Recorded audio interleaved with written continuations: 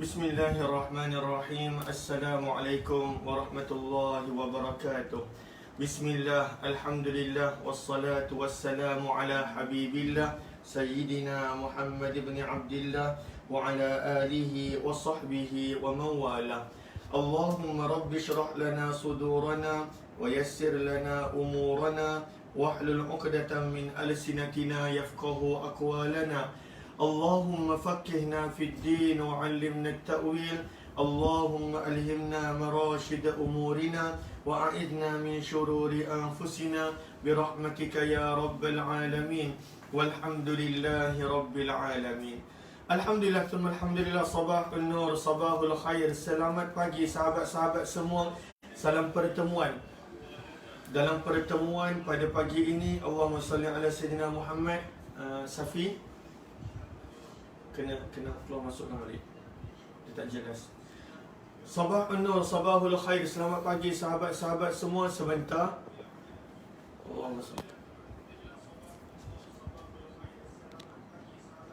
kita bertemu dalam pertemuan pembacaan kitab Syama'il Muhammadiyah, pertemuan yang mana kita membicarakan tentang baginda Nabi sallallahu alaihi wasallam. Pertemuan yang kita berharap kita dapat mengenali Rasulullah sallallahu alaihi wasallam dengan lebih dekat. Namun sebelum itu saya mohon jasa baik pada sahabat untuk maklumkan saya bagaimana suara saya. Adakah jelas ataupun tidak? Okey. Okey, alhamdulillah baru jelas. Lalu ahlan-ahlan kepada para sahabat, saya nampak di ruang komen ada Zainab Mahmud, ada Izzati Khamis, Samsarina Saifuddin, Galid Sprit, Nur Hayati Yahya, Muhammad Badrul Syam, Mazia Tirun, saya punya sepupu, cousin saya Mira Rahim, kemudian ada Zaida, Ruzia Marub, ada Galid Sprit, Muslimah Mahmud, Laila Umma, Muhammad Badrul Syam, Haikal Ros, Zakia Muhammad Nin, Salabiyah Sa'ad, Ruslina Ayub, Kutina binti Abdullah, Mazia Tirun, Ummu Usama, Ana Sukaimi, Kamiza Muhammad Amil, Marwani Ahmad, Norma Daulah, dan juga semua Zimah Don, Zabaria Muhammad Yusuf, Nur Hilali Hussein, kemudian ada Hajar Gayah, dan juga Rozana Aziz, Dipa Miko, Tini Izhar, Ruslina Ayub, dan juga semua sahabat-sahabat yang lain. Masya Allah, ramai yang bersama pada hari ini. Ahlan-ahlan kepada semua, Kak Sapia-Sapian, Razali Johor, dan juga semua sahabat yang lain. Ada yang kata gambar blur, ada yang kata masih lagi ada echo. Bagaimana? Adakah ada echo? Saya cuba untuk perbetulkan sebab mic saya ada sedikit sebanyak masalah semenjak daripada semalam. Lalu mohon maklum balas kalaulah jelas daripada mana, supaya kita tengok adakah semua jelas. Kalau jelas daripada Shah Alam, ataupun daripada Kelang, ataupun daripada KL, ataupun daripada Singapura, ataupun daripada Perak, daripada Kedah, mohon maklum balas. Okey, ada echo, masih lagi ada echo. Maksudnya Sayyidina Muhammad, dia semula jadi ada echo. Saya tak ada letak echo apa. Ada sedikit masalah dengan mic saya. Saya akan cuba tambah baik insya-Allah. Dari ceras jelas, alhamdulillah. Gambar cantik, suara jelas. Kuala Terengganu okey, Shah Alam okey. Kampung Pandan, Bandar Baru Bangi, Bandar Saujana Putra, Singapura jelas, Senawang jelas, Kuala Terengganu jelas, Singapura jelas, Seksyen 27, Shah Alam, Seksyen 7, Wangsa Maju, Kedah, Bangi. Tak ada dah Ustaz, alhamdulillah. Okey. Lalu mungkin tadi di awal memang kami ada sedikit masalah daripada sudut mic, ataupun daripada sudut extension daripada mic nak pergi ke handphone. Lalu insya-Allah saya akan tambah baik. Moga-moga Allah permudahkan insya-Allah.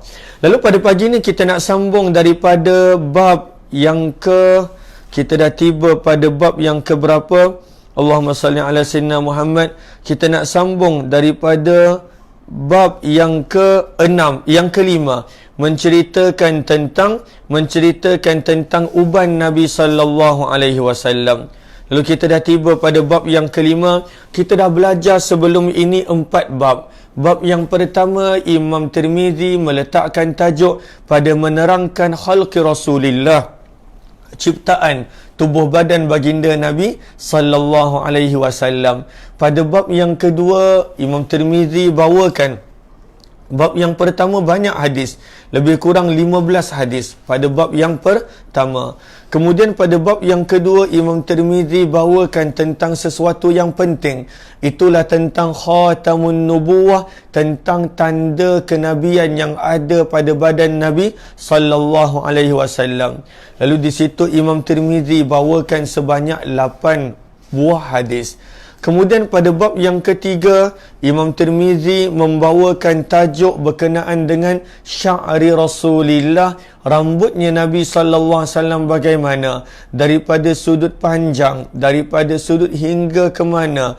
Maka itu adalah menceritakan tentang rambut Nabi. Pada bab yang ketiga pun di situ Imam Tirmizi bawakan lebih kurang 8 buah hadis Nabi sallallahu alaihi wasallam.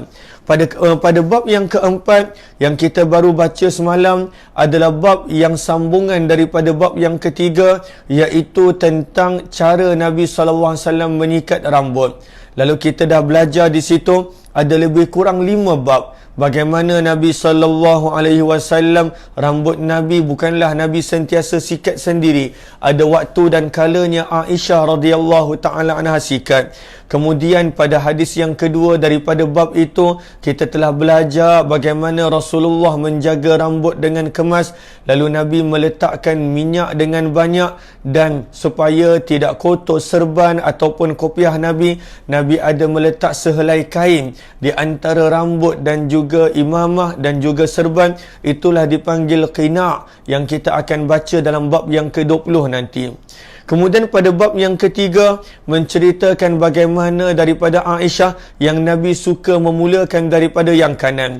Sama ada pada sikat rambut, pada meletak minyak pada rambut, semuanya bermula daripada yang kanan. Dan kemudian pada hadis yang keempat daripada bab itu, dan juga hadis yang kelima, walaupun Nabi seorang yang menjaga rapi rambut baginda, namun Nabi tidak suka, dan perbuatan Nabi sendiri menunjukkan yang Nabi tidak terlalu kerap menjaga rambut. Sebab itulah Nabi pun larang. Naha Rasulullah SAW anit tarajjuli illa ghibba, hanya kadang-kala. Begitu juga perbuatan Nabi sallallahu alaihi wasallam. Lalu itu berkenaan dengan bagaimana Nabi sallallahu alaihi wasallam menyikat rambut. Daripada sudut bab yang kelima, ianya adalah satu bab khusus, sambungan tentang rambut lagi. Pada bab yang ketiga tentang rambut, bab yang keempat menyikat rambut, masih ada kaitan dengan rambut, dan bab yang kelima adalah sambungan, ianya adalah berkaitan dengan uban yang ada pada Nabi sallallahu alaihi wasallam. Lalu ahlan-ahlan kepada para sahabat semua, saya nampak ramai yang bersama. Kalaulah para sahabat rasa best untuk belajar tentang Nabi, tentang syama'il baginda, maka mohon jasa baik para sahabat untuk bantu tag rakan-rakan yang lain, ataupun ahli keluarga, ataupun sahabat taulan, rakan sekerja. Dan juga mohon jasa baik untuk share, mohon jasa baik untuk kongsikan, supaya kita boleh belajar lebih dekat tentang syama'il baginda sallallahu alaihi wasallam. Lalu sebelum kita mula, apa kata kita perbetulkan dahulu niat. Moga-moga pertemuan ini adalah kerana Allah Subhanahu wa ta'ala. Nawaitu ta'alluma wa ta'lim wa tadhakkura wa tadhkir wa naf'a wal intifa' wal ifadata wal istifada wal hatha ala tamassuki bi kitabillah wa sunnati rasulillah sallallahu alaihi wasallam wa du'ai ila al-huda wa dalalati ala al-khair ibtigha'a wajhillah wa mardatih wa qurbih wa thawabih. Amin amin ya rabbal alamin. Ahlan-ahlan, saya nampak ramai yang berada di ruang komen. Masya Allah, saya tak dapat naraikan semua nama kerana terlalu ramai. Namun saya doakan moga Allah pelihara dan limpahi pada sahabat semua dengan pemahaman yang sebenar daripada tentang Nabi sallallahu alaihi wasallam. Lalu pada bab yang kelima menceritakan tentang uban Nabi. Kita dah pernah baca secara ringkas tentang uban Nabi pada bab yang pertama. Namun Imam Tirmizi bawakan satu bab khusus berkenaan dengan uban Nabi sallallahu alaihi wasallam. Sebab itu kita nampak tajuk dia bab yang kelima. Adakah para sahabat jumpa bab yang kelima? Kalaulah buku saya yang warna purple ni, muka surat 32, hadis yang ke-37. Maka berkatalah Imam Tirmizi, siapakah nama beliau? Imam Abu Isa itu kunyah dia, Muhammad namanya, bin Isa ayahnya, bin Saurah atuknya, lebih dikenali sebagai Imam Tirmizi rahimahullahu ta'ala. Beliau ada satu kitab sunan yang tersendiri, macam mana Imam Bukhari ada kitab jami' dia, Imam Muslim ada kitab jami' dia, Imam Abu Daud ada kitab hadisnya, Imam Tirmizi ada satu kitab hadisnya yang tersendiri yang dikenali sebagai Sunan At-Tirmizi. Maka kita baca hadis yang ke-37. Babu ma jaa fi syaibi Rasulillah sallallahu alaihi wasallam. Bab pada menceritakan tentang hadis-hadis yang menceritakan tentang uban yang ada pada Nabi sallallahu alaihi wasallam. Maka kita baca di sini. Saya baca yang bahasa Arab dulu. Hadis yang ke-37. Wa bihi ilaihi qala haddatsana Muhammad bin Bashar qala haddatsana Abu Daud. Abu Daud di sini adalah Abu Daud At-Tayalisi. Abu Daud At-Tayalisi. Ini adalah Abu Daud At-Tayalisi. Abu Daud At-Tayalisi, ada dua Abu Daud yang terkenal. Yang salah satunya adalah Abu Daud At-Tayalisi. Abu Daud At-Tayalisi dia pernah berkata apa? Dia berkata bahawa aku hafal 30,000 hadis, 30,000 hadis. Wala fakhra, namun aku tidak sombong berkenaan dengan dia. 30,000 hadis.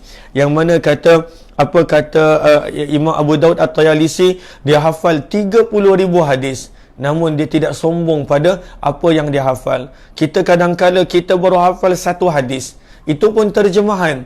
Kadang-kala kita dah rasa kita ni lebih baik daripada orang lain. Imam Abu Daud At-Tayalisi yang nama dia nombor 2, dia berkata, aku hafal 30,000 hadis, sebanyak 30 hadis, 30,000 hadis. Bukan sekadar hadis, beserta dengan sanad dia. Dia hafal nama perawi-perawi. Ulama dahulu, bila dia maksudkan dia hafal hadis, beserta dengan sanad, sampai kepada Nabi SAW. Lalu kata Imam Daud At-Tayalisi, aku hafal 30,000 hadis, wala fakhra, dan aku tidak sombong berkenaan dengan dia. Pengajaran untuk kita, kadang-kala kita baru ada ilmu sedikit, saya terutamanya, pada waktu itu kita sombong, pada waktu itu kita bongkak, pada waktu itu kita rasa diri kita cukup sempurna. Padahal ulama yang terdahulu, Masya Allah, berapa banyak ilmu yang mereka hafal, hadis yang mereka hafal. Maka kita baca sanad. Wa bihi ilaihi qala hadatsana Muhammad bin Bashar qala hadatsana Abu Daud qala hadatsana Hammam an Qatadah qala qultu li Anas bin Malik radhiyallahu anhu hal khadaba Rasulullah sallallahu alaihi wasallam qala lam yablugh dhalik inma kana shayban fi sudghayhi walakin Abu Bakr khadaba bil hinna'i wal katam sallallahu alaihi wasallam. Lalu harap para sahabat, setiap kali kita baca tentang Nabi, selawat. Terima kasih kepada yang join, terima kasih kepada yang bantu sharekan berkenaan dengan program Syama'il Muhammadiyah ini. Maka daripada Anas bin Malik radhiyallahu ta'ala anhu, ataupun daripada Qatadah, anak murid kepada Anas bin Malik, Qatadah berkata, aku bertanya kepada Sayyidina Anas bin Malik radhiyallahu anhu, sahabat Nabi, adakah baginda Rasulullah SAW menginai rambut baginda? Adakah Nabi SAW meletakkan inai pada rambut? Maka Sayyidina Anas bin Malik menjawab, tidak sampai begitu. Jangan salah faham wahai Qatadah, Nabi SAW inai bukan kerana banyaknya uban pada rambut. Lalu selalunya masyarakat Arab, bila mereka inai, maka pada waktu itu kerana banyaknya uban. Lalu Nabi SAW memang inai. Sebab itu nanti kita akan belajar selepas ini pada bab yang ke-6 tentang khidabnya Nabi, tentang inainya Nabi. Namun Anas bin Malik tegur dulu, betulkan dahulu salah faham, bahawa lam yablugh dhalik, bukanlah Nabi SAW inai kerana banyaknya uban Nabi SAW. Sebab itu kata Anas, tidak sampai begitu. Walaupun Rasulullah inaikan rambut, sesungguhnya terdapat hanya beberapa helai uban sahaja di pelipis baginda Nabi SAW. Uban Nabi tak banyak. Nanti kejap lagi kita akan baca berapa banyak uban Nabi SAW. Tetapi walaupun uban Nabi tidak banyak, siapakah yang menginaikan rambut Nabi? Maka kata Anas bin Malik, tetapi Sayyidina Abu Bakar radhiyallahu ta'ala anhu menginai rambutnya, iaitu rambut Nabi SAW, dengan daun inai dan juga daun katam. Lalu inai adalah daun yang tersendiri yang kita biasa dengar. Katam adalah daun yang mana biasa juga digunakan oleh orang Arab. Maka bila disebut dengan daun inai dan daun katam, para ulama hadis berbeza pendapat. Ada yang mengatakan Abu Bakar dia gabungkan sekali. Dia ambil daun inai, dia hancurkan, daun katam dia hancurkan, dan dia inaikan rambut Nabi dengan kedua-dua daun serentak. Ada juga yang mengatakan wa yahtamilu annahu khadaba bi kullin minhuma munfarida. Kadang-kala diinaikan rambut Nabi dengan daun inai sahaja. Kadang-kala Abu Bakar inaikan rambut Nabi dengan daun katam sahaja. Lalu di sini Imam Ibn Hajar menyebut bahawa di manakah uban Nabi? Imam Ibn Hajar Al-Asqalani, salah seorang ulama hadis yang terkenal yang mensyarahkan Sahih Bukhari, maka Imam Ibn Hajar Al-Asqalani menyebut bahawa syaibu Rasulillah, uban Nabi SAW ada pada beberapa tempat. Yang pertama, fi lihyatih, pada janggut Nabi SAW, walakinnahu lam yura, tetapi uban pada janggut Nabi tidak kelihatan. Sebab nanti kita belajar uban Nabi itu sedikit. Ini adalah penerangan daripada Ibnu Hajar di mana-manakah uban Nabi. Sebab Anas bin Malik kata uban Nabi ada pada pelipis. Lalu di mana lagi? Maka yang pertama kata Ibnu Hajar, Nabi ada sedikit uban di Nabi SAW punya lihyah, tetapi tak kelihatan, sangat sedikit. Uban Nabi SAW yang kedua adalah Nabi SAW ada uban di anfaqah, iaitu di anak janggut. Ada sedikit uban pada anak janggut Nabi SAW. Dan yang ketiga, adanya uban seperti mana hadis Anas bin Malik pada sudghaih, pada pelipis Nabi SAW ada sedikit uban. Pada pelipis Nabi SAW.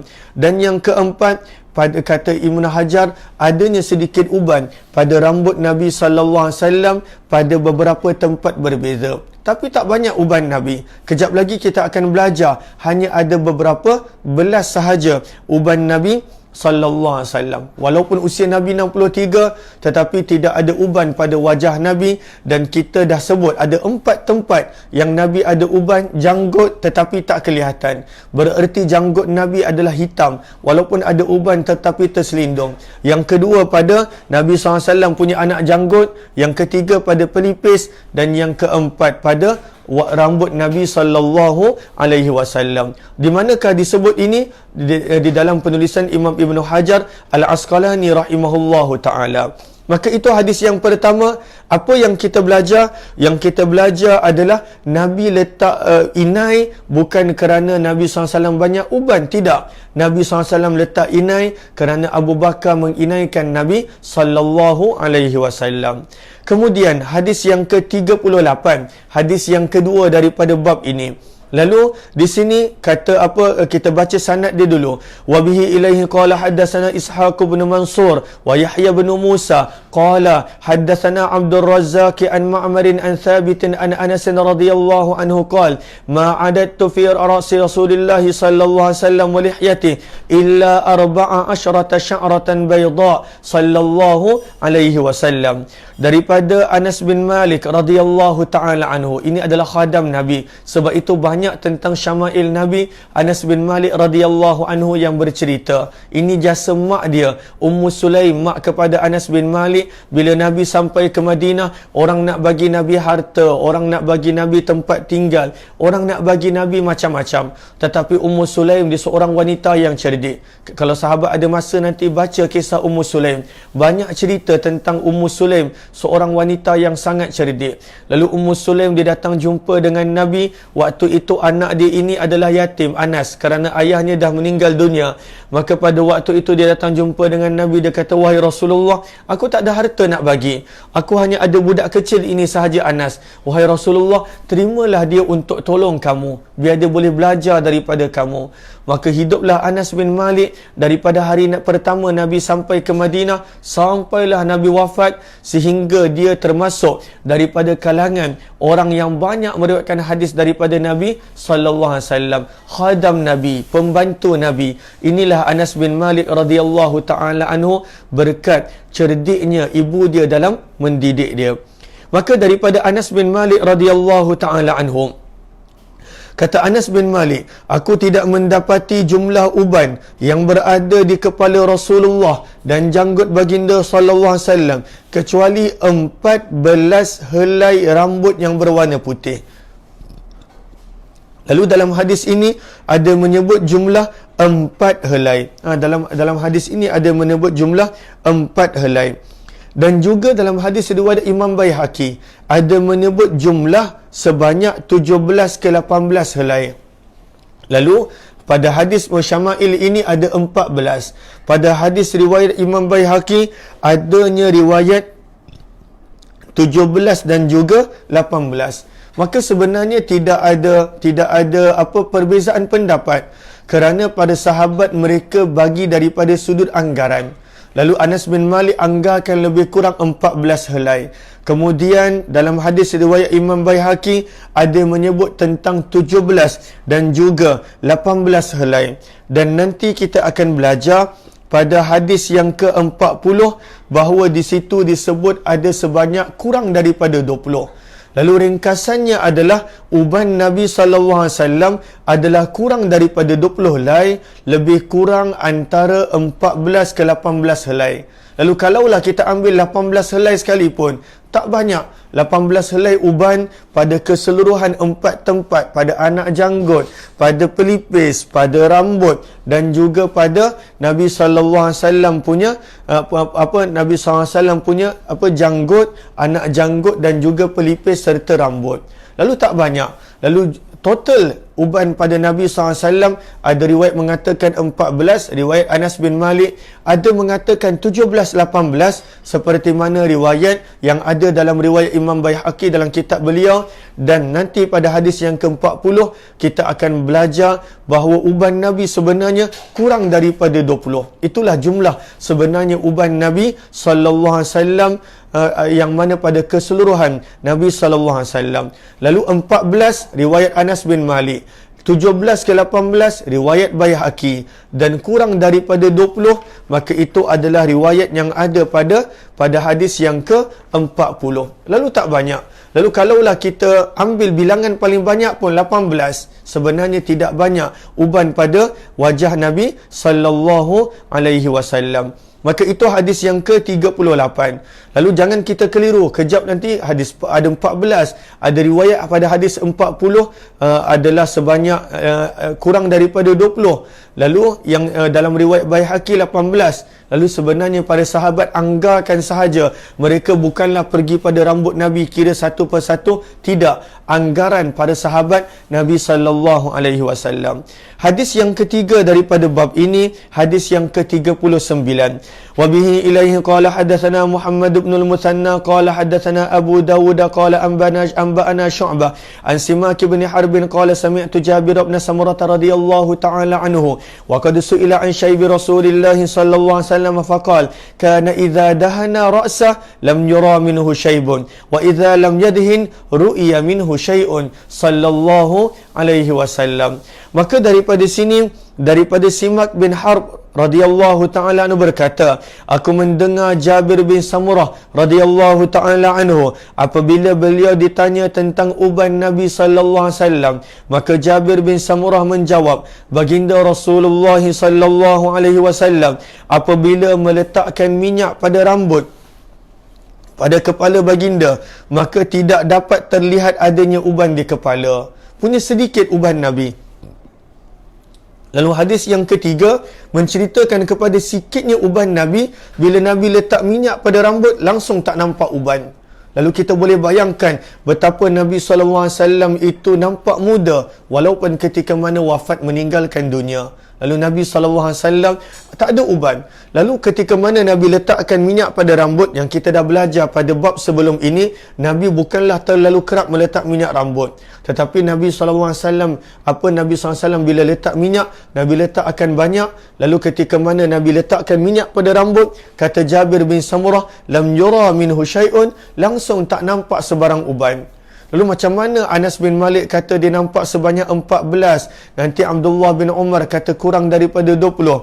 Maka itu adalah ketika mana dan apabila baginda tidak memakai minyak rambut, akan terlihat sedikit uban di kepala. Berapa banyakkah sedikit itu? Hadis yang sebelum ini 14. Hadis yang lepas ini kata kurang daripada 20. Hadis riwayat Baihaqi kata antara 17 hingga 18. Sallallahu alaihi wa ala alihi wa sahbihi wasallam. Lalu ketika mana Nabi pakai minyak rambut, langsung tak nampak sebarang uban. Itulah dia keadaan uban Nabi sallallahu alaihi wasallam, sangat-sangat sedikit. Sangat-sangat sedikit. Kita tak boleh nak bayangkan betapa segaknya, sempurnanya, handsomenya Nabi sallallahu alaihi wasallam. Maka ini yang kita nampak pada hadis yang ke-39. Hadis yang ketiga daripada keseluruhan 8 hadis menceritakan tentang uban Nabi pada bab ini. Hadis yang ke-40. Hadis yang ke-40 adalah hadis yang keempat daripada bab ini. Kita baca dahulu yang bahasa Arab. Wa bihi ilaihi qala haddatsana Muhammad bin Umar bin al-Walid al-Kindi al-Kufi qala anba'ana Yahya bin Adam an Syarikin an Ubaidillah bin Umar an Nafi'in an Abdullah bin Umar radhiyallahu taala anhuma. Lalu hadis ini adalah daripada hadis Abdullah bin Umar. Lalu Abdullah bin Umar termasuk daripada mukthirur riwayah, sahabat yang banyak meriwayatkan hadis. Antara sahabat yang banyak meriwayatkan hadis, of course nombor satu adalah Abu Hurairah Abdurrahman bin Sakhar radhiyallahu anhu. Antara yang banyak meriwayatkan hadis Anas bin Malik yang kita baru baca tadi, berkat daripada pengorbanan ibu dia yang mana meletakkan dia berada dalam khidmat Nabi SAW. Antara sahabiah yang banyak meriwayatkan hadis adalah Aisyah radhiyallahu taala anha. Antara sahabat yang banyak meriwayatkan hadis adalah Abdullah bin Umar. Berapakah hadis yang beliau riwayatkan daripada Nabi? 1630. Hadis yang beliau riwayatkan daripada Nabi 1630. Seorang yang sangat-sangat banyak mengikuti Nabi, seorang yang banyak mencontohi Nabi, seorang yang mana banyak melakukan amalan-amalan, Abdullah bin Umar.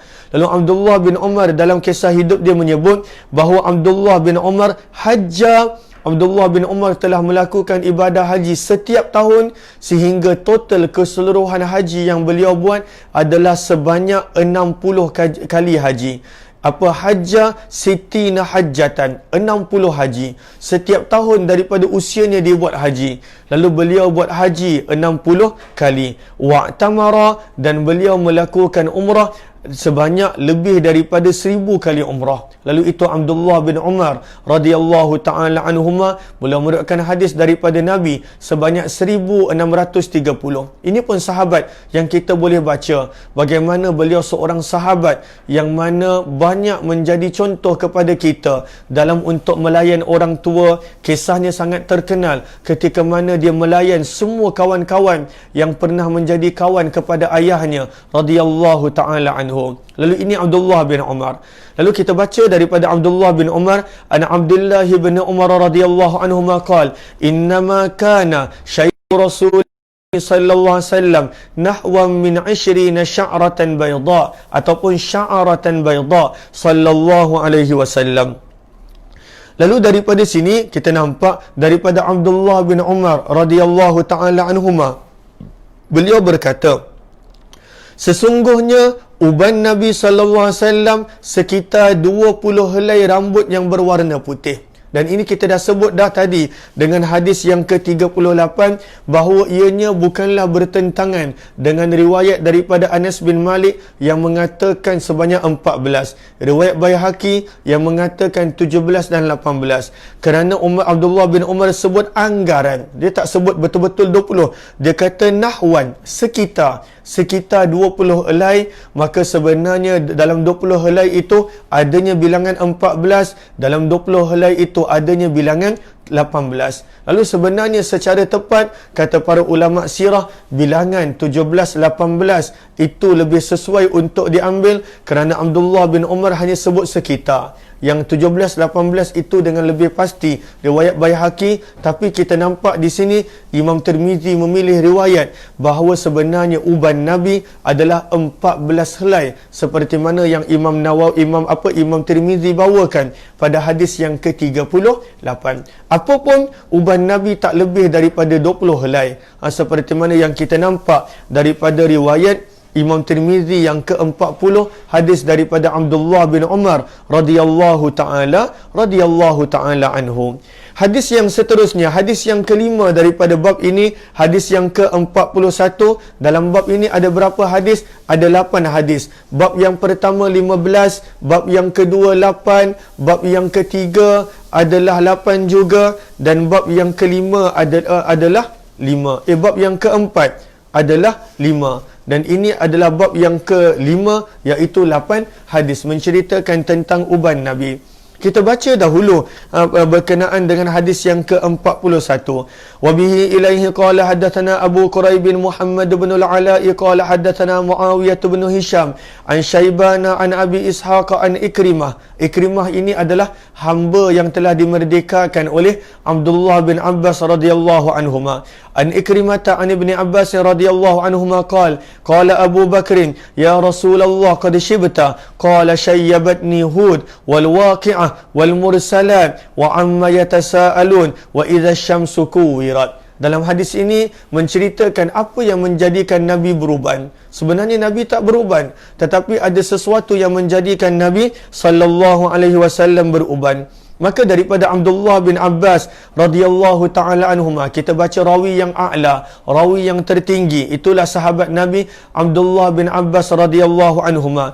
Daripada Abdullah bin Abbas radhiyallahu taala anhuma, beliau berkata, Sayyidina Abu Bakar radhiyallahu taala anhu. Pada riwayat 41 ni, pertanyaan itu daripada Abu Bakar. Pada riwayat yang ke-42 ada mengatakan, yang mana dalam riwayat itu menyebut semua sahabat tanya, kebanyakan sekelompok para sahabat bertanya. Maka itu nanti kita akan baca pada hadis yang ke-42. Ahlan kepada para sahabat, gambar ustaz estetik dapat dengar suara je. Adakah semua begitu? Ataupun ada yang tertentu sahaja? Adakah gambar saya estetik, maksudnya ada masalah pada line saya ataupun yang lain? Sebab Allahumma salli, depan saya ada lagi satu skrin yang depan saya bergerak. Lalu sebab itu saya nampak, sebab depan saya ada lagi satu skrin yang menggunakan Facebook yang lain, maka waktu itu tak ada masalah. Adakah sahabat yang lain ada masalah? Tak semua. Lain Kak Maziah okey, Nazri Amri okey, Nur Aini Nasir kata Frozen suara ada, Zaidah kata jelas, semua okey, Nur Hilali okey, Jitra okey. Saya rasa mungkin sahabat-sahabat yang itu ada masalah, sebab Pak Long dan Mak Long saya pun kata okey, Sandakan okey, ada yang kata statik, Rosna Sharif dan juga yang lain kata okey. Saya rasa mungkin bukan daripada saya, sebab depan saya ada lagi satu skrin yang mana tak ada masalah, yang mana menggunakan Facebook yang lain, bukan daripada yang saya guna ni. Saya buka Facebook yang lain, lalu tak ada masalah. Mungkin para sahabat boleh keluar masuk balik, mungkin boleh keluar masuk balik, kadang-kala lain begitu di tempat kita. Okey, kita baca hadis yang ke-41. Terima kasih daripada Kak Hayati Bukit Katil, Kak Maziah pun Frozen, gambar apa kau semua okey, gambar estetik. Lalu mungkin daripada pihak akak-akak punya internet, lalu keluar masuk balik, Allahumma salli ala Sayyidina Muhammad. Lalu mohon maaf di atas segala kekurangan. Lalu kita baca daripada hadis Abdullah bin Abbas radhiyallahu taala anhuma. Maka daripada Abu Bakar radhiyallahu taala anhu berkata, kata Abu Bakar As-Siddiq radhiyallahu anhu, wahai Rasulullah, tuan telah beruban. Lalu pertanyaan Abu Bakar, dia bertanya ini kerana dia bertanya sebab, seolah-olah dia bertanya, wahai Rasulullah, kenapa tuan nampak beruban? Walaupun tak banyak uban Nabi, lebih kurang 17-18 helai sahaja, seperti mana yang kita baca dalam riwayat Baihaqi, lebih kurang hanya 14 helai riwayat Anas bin Malik. Tetapi Abu Bakar perasan dan Abu Bakar bertanya, wahai Rasulullah, tuan telah nampak beruban, apakah sebab yang tuan nampak beruban? Sebab itu kata para ulama hadis, wa muradu maqsuduhu as-su'alu 'anis sabab. Abu Bakar bertanya, yang tuan dah nampak beruban, sebenarnya Abu Bakar bertanya daripada sudut sebab. Wahai Rasulullah, kenapa engkau beruban? Maka pada waktu itu Allahumma salli ala sayyidina Muhammad, Rasulullah menjawab sebab dia. Apakah sebab dia? Nabi SAW bersabda. Sebab itu jawapan Nabi adalah berkenaan dengan sebab. Sabda Nabi SAW, yang menyebabkan aku beruban adalah surah Hud, surah Waqi'ah, surah Mursalat, surah Amma, surah Idza Syamsu Kuwirat. Lalu pada riwayat ini ada 5 surah yang menjadikan Nabi SAW beruban. Dalam riwayat ini ada 5 surah. Namun sebenarnya ada surah-surah yang lain. Apakah surah-surah yang lain? Wazada Ibn Mardawih, dalam riwayat Ibn Mardawih adalah surah Hal Ataka Hadithul Ghashiyah, surah yang ke-6. Dalam riwayat Ibn Sa'ad adanya surah Al-Qari'ah dan juga Sa'ala Sa'ilun bi'adzabi waqi', surah Al-Ma'arij. Dalam riwayat yang lain adanya surah Al-Qamar, iqtarabatis sa'atu wa syaqqal qamar. Lalu ada total 9 surah yang menjadikan Nabi SAW beruban. Kenapa surah ni menjadikan Nabi beruban? Kenapa surah ni menjadikan Nabi beruban? Kita sambung esok insya-Allah. Kita sambung esok. Lalu hari ini kita kita biarkan sahabat-sahabat nanti. Kenapa surah ni menjadikan Nabi beruban? Kita sambung esok, kerana sebenarnya saya ada tetamu dan saya ada sedikit urusan. Lalu kita sambung esok. Kita tak dapat nak habis sampai jam 10. Saya mohon maaf. Tetapi insya-Allah kita akan sambung esok. Mudah-mudahan bermanfaat. Terima kasih kepada para sahabat yang bersama. Jangan lepaskan peluang. Kita dah belajar tentang syama'il Nabi, tentang bentuk tubuh badan Nabi. Maka jangan tinggalkan pula untuk belajar tentang sirah Nabi. Ini adalah perbincangan yang lain tentang sirah Nabi. Sirah Nabi kita akan sambung nanti pada jam 6 petang. Kita dah tiba pada tahun 7 Hijrah tentang Nabi SAW. Lalu kita akan sambung esok berkenaan dengan Syama'il jam 6 petang berkenaan dengan santai sirah yang kita baca daripada kitab Ar-Rahiqul Maktum. Terima kasih kepada semua para sahabat yang bersama. Mohon maaf tak dapat lengkapkan sampai jam 10 kerana ada sedikit urusan yang mendatang. Kita akan sambung hadis 41 ni esok insya-Allah. Mudah-mudahan bermanfaat. Apa yang baik daripada Allah yang kali pertama join, jangan lepaskan peluang untuk join grup Telegram saya, kuliah UMR, kuliah Umar Aziz, untuk perkongsian yang menarik. Dan para sahabat yang nakkan kitab, maka boleh tekan pada link yang telah diberikan, yang telah dipinkan pada komen yang telah dipinkan. Mudah-mudahan bermanfaat. Wabillahi taufiq wal hidayah. Assalamualaikum warahmatullahi wabarakatuh. Terima kasih semua. Jazakumullahu khairan.